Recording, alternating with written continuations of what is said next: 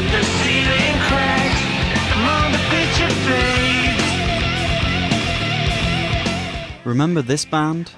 Well, if it doesn't ring a bell, then I'm sure you'll recognise a few of their songs. Feeder were one of my favourite bands growing up.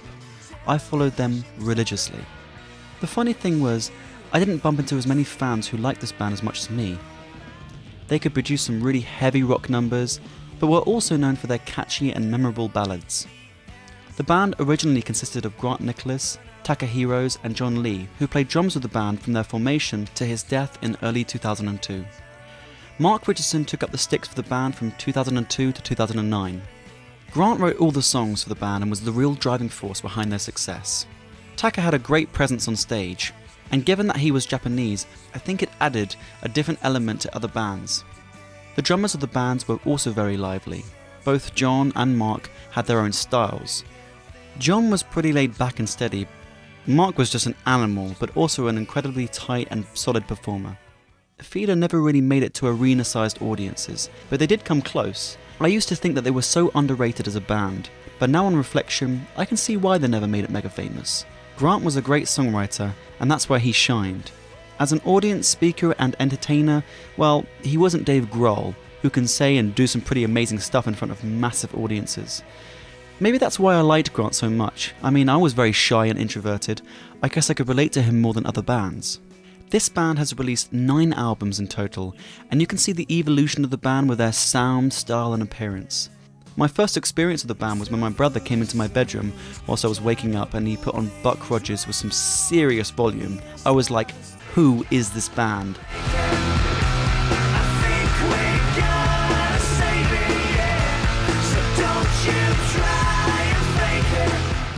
Immediately hooked, I spent all my pocket money on this band's albums and followed them for years. This is my account of the first major musical influence and how they've inspired me.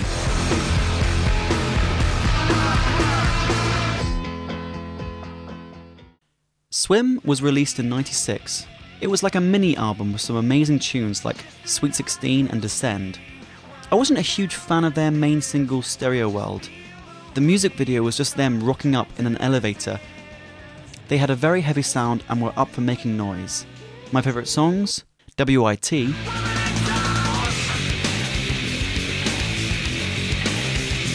Sweet 16,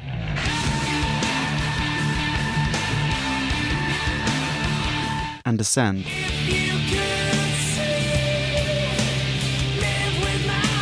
Then followed their debut album in '97, Polythene.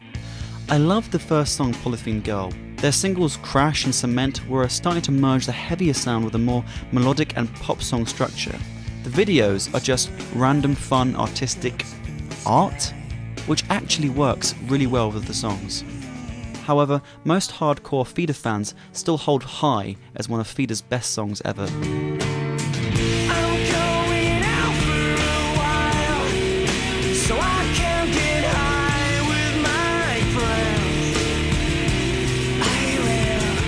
I do love this song because of the simple chord structure and the simple message. This song certainly lifted the band's profile on radio. In 1999, Feeder reappeared with a new look and an evolved sound. Yesterday Went Too Soon is still one of my favourite albums. It's more the album tracks like Antiseptic, which is a really quirky song written about a girl who makes everything seem okay in a world of grey. Weather seem okay, you're my anesthetic. Just take the pain away.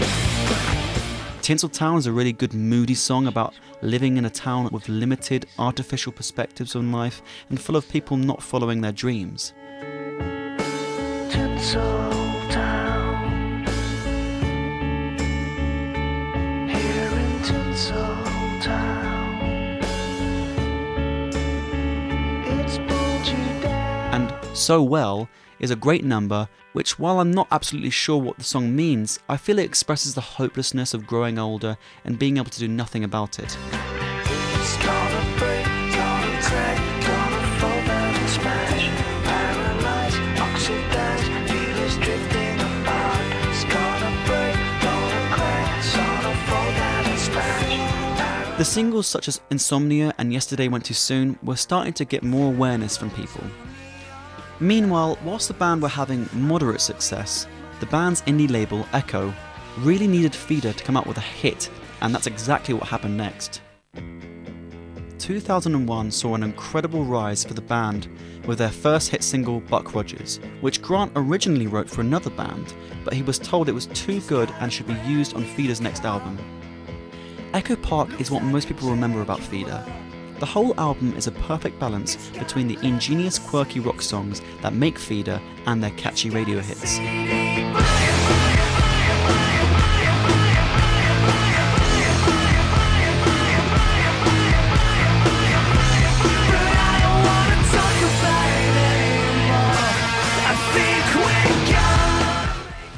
Most people could learn Buck Rogers very easily when they were learning power chords on the guitar. I know I did. It captured my imagination. I wanted to start my own band as well as get my hands on a Fender Jazzmaster. That guitar looked awesome to me. 7 Days in the Sun was Feeder's second huge hit about going on holiday in Spain. The music video captures the ups and downs of partying abroad, and I remember thinking how cool it was that they were playing in the sea, and at the end of the video they get taken out by a tsunami. This album was produced by Gil Norton, who would continue that role for the Feeder's next two albums. Apparently, Gil and Grant constantly battled over the sound of the record, which must have been a good thing because it elevated the band's music. The album tracks that I really loved were Piece by Piece.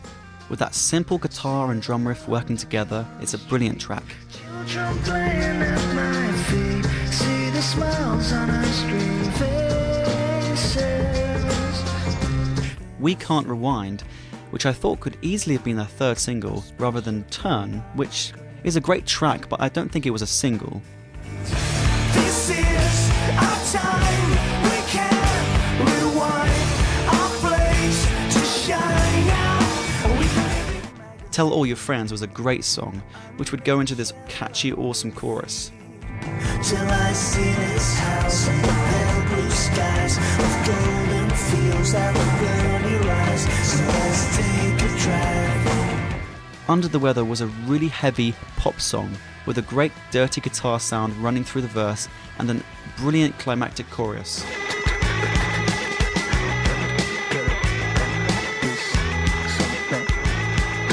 Satellite News is a beautiful ballad wrapped up in echoed drums and atmospheric space sounds that fit the message of the song.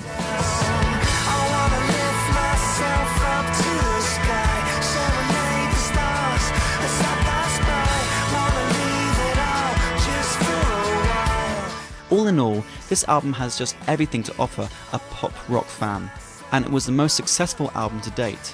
So how would they pull off their next album? Well, let me take you back for a second to 2001. It's my birthday and I get a PlayStation 2 with Gran Turismo 3. You remember this, seeing the graphics and how amazing the introduction looked from the inside the engine, and then boom, another massive Feeder hit. This was my introduction to Just a Day.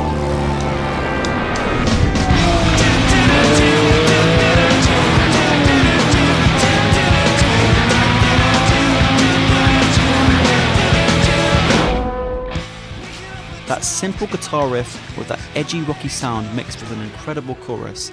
Me and my band, like so many others, played this to death at school parties. Feeder was making its way onto top of the pops and life was looking pretty good, up until an unforeseeable tragedy hit the band. January 2002 reported the suicide of Feeder's drummer John Lee. I remember hearing this on BBC News when it happened, and being gutted at the idea that my favourite band could face the end of their career. It was a very confusing and sad time for the band.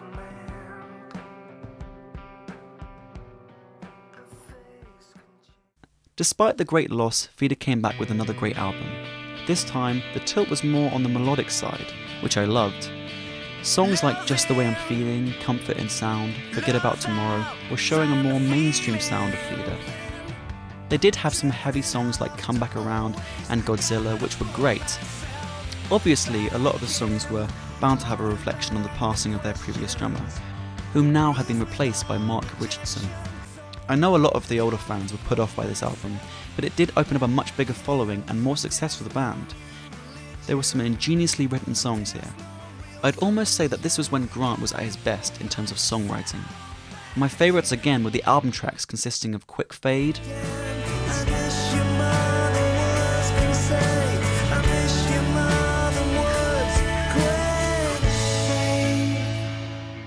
Love Pollution, The love pollution is setting in. 'Cause I'm feeling that I can't go on, I can't. and Child in You.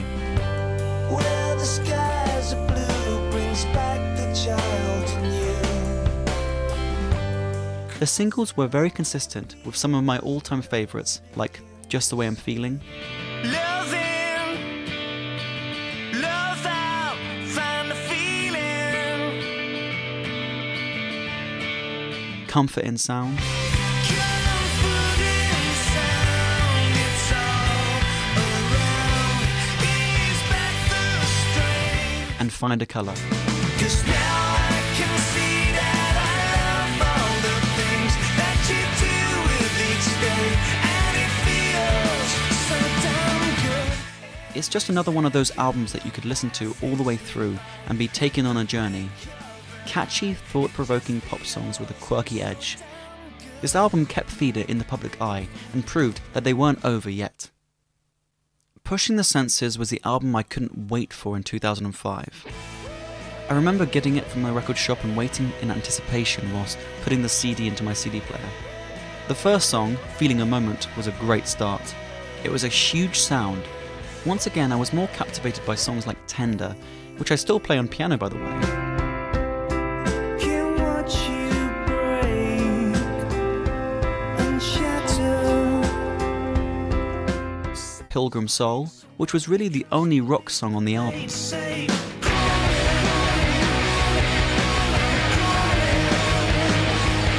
And I love Dove Grey Sands and the atmosphere that music creates. It does make you feel like you're in a beautiful desert away from civilization. Dove Grey Sands. This was Feeder's shortest album, with just 10 songs.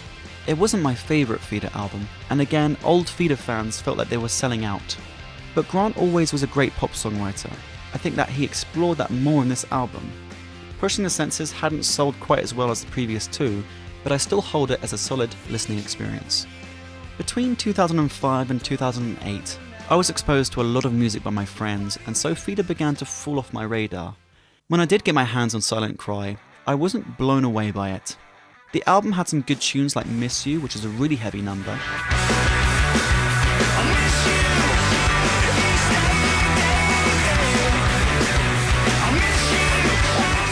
and Tracing Lines, which was released as a single and was probably my favourite song on the album.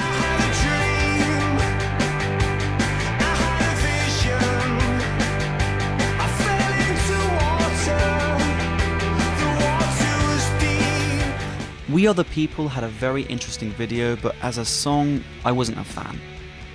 Silent Cry was a good tune, but like so many of the other tracks, I felt the album was quite harsh on the ear. It's hard to explain, but I couldn't listen to the album loudly for very long without my ears hurting. I think it could have been engineered better for a more enjoyable listening pleasure, as the songs themselves are really good, but you get the feeling the songs were piled on with noise rather than balanced out with the right sounds. My other favourites were Guided by a Voice and Yeah Yeah.